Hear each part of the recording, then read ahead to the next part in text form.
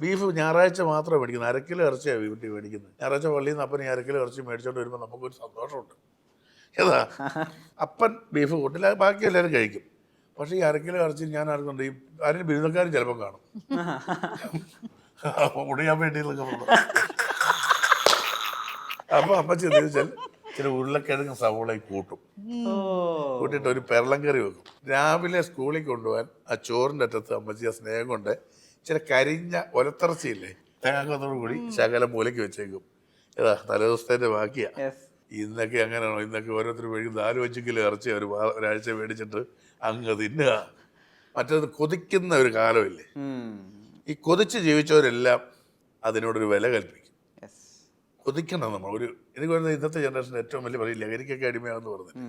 അവർക്കൊന്നും കൊതിയില്ല, എല്ലാം കിട്ടിക്കഴിഞ്ഞിട്ട് ഇനി എന്ത് കിട്ടും, ഇനിച്ച പുഴുതാൻ കിട്ടുമോ, അല്ലെ പരാമർ കിട്ടുമോ എന്ന് ചോദിച്ച് നടക്കുന്നവന്മാർ.